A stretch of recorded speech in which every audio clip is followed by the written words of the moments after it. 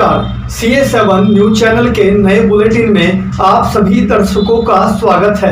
मैं हूं मोहित कल्याणी और आइए नजर डालते हैं अब तक की बड़ी खास खबर पर। भगवान राम जब अवधपुरी में विराजमान थे तो उन्होंने अपने छोटे भाई शत्रुघ्न को बुलाया और बुलाकर कहा, भैया, और उस निशाचर के मार को, उस भूमि को पवित्र कर दूं। तो उनके गुरु ने क्या कहा कि बेटा, तुम उस निशाचर को नहीं मार पाओगे, तुम उस निशाचर को नहीं मार पाओगे। तो शत्रुघ्न चुप हो जाते हैं। यानी गुरु ने कहा कि राम जी ने तुमको आदेश दिया है, परंतु तुम उस कार्य को करने में असमर्थ हो। तो शत्रुघ्न चुप हो जाते हैं और चुप होकर के उनके पैरों को सहलाने लगते हैं। यानी बार बार वह गुरु कहते रहे कि तुम उस कार्य को नहीं कर पाओगे। शत्रुघ्न ने अपना परिश्रम करते हुए उनके पैरों को सहलाते हुए और उनको शीतल कर लिया। यानी जब उनका स्वभाव पुष्प की भांति विकसित हुआ श्रद्धालुओं, तब उन्होंने कहा कि बेटा, अब तुम कार्य कर लोगे। भगवान की आज्ञा और मेरा आशीर्वाद तुम्हारे साथ है। जिनके साथ गुरु का आशीर्वाद रहता है। जब भगवान राम ने अपने छोटे भाई शत्रुघ्न को बुलाया और कहा, भैया, तुम मथुरा नगरी में जाओ और वहाँ एक निशाचर रहता है, उसका संहार कर उस भूमि को पवित्र कर दो। तो भगवान राम की आज्ञा का पालन करते हुए शत्रुघ्न चले, परंतु उन्होंने क्या किया, वह भगवान राम की आज्ञा को शिरोधार्य करते हुए श्रद्धालुओं वो पहुंचे अपने गुरु के पास। किसके पास पहुंचे? गुरु के पास। गुरु के पास पहुंचे। हम बहुत देर से लोगों को बोलता हुआ देख रहे हैं। यानी जब वो गुरु के पास पहुंचे, उन्होंने अपने चरणों और गुरु के चरणों में अपना सर झुका दिया और कहा, गुरुदेव, मेरे राम जी की आज्ञा है।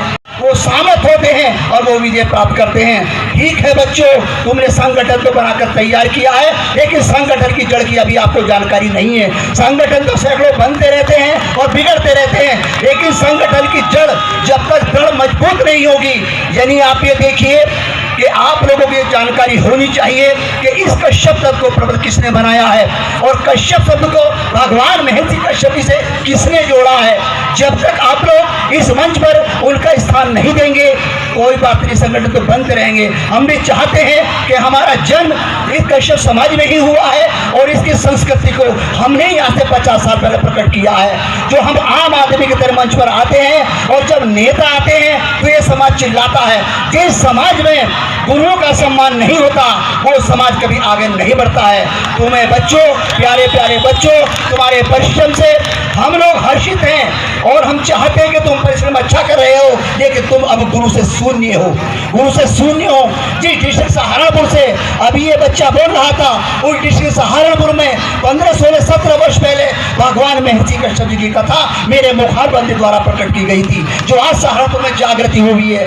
कुछ दिन पहले आपके डिस्ट्रिक्ट मुजफ्फरनगर में भी, यानी ग्राम उमरपुर में, हमने भगवान महर्षि कश्यप जी का प्रोग्राम किया था।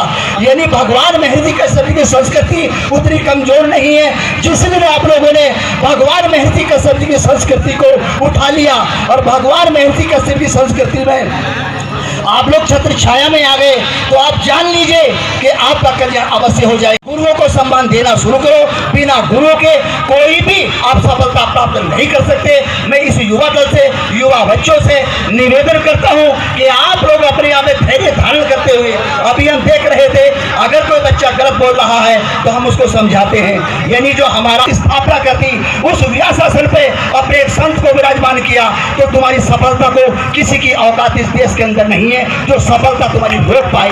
अवश्य तुम्हारा कल्याण होगा, लेकिन कल्याण जब ही होगा। हम देख रहे हैं, हमारी उम्र 70-72 वर्ष की है, 50 वर्ष से हम लोग इसका प्रचार प्रसार कर रहे हैं। हमारा कोई नाम निशान नहीं है। हम चाहते हैं कि भगवान महर्षि कश्यप जी की संस्कृति, उसके आधार पर बोलना पहले सीखो। अपनी एंट्री वहां बिजनौर कराइए भगवान महर्षि कश्यप जी आश्रम में, और जब संस्कृति पर बोलिए। अभी कोई भी नेता हमारा संस्कृति पर नहीं बोल रहा है। मुझको की संस्कृति तुमको महर्षि कश्यप की, भगवान महर्षि कश्यप की, भगवान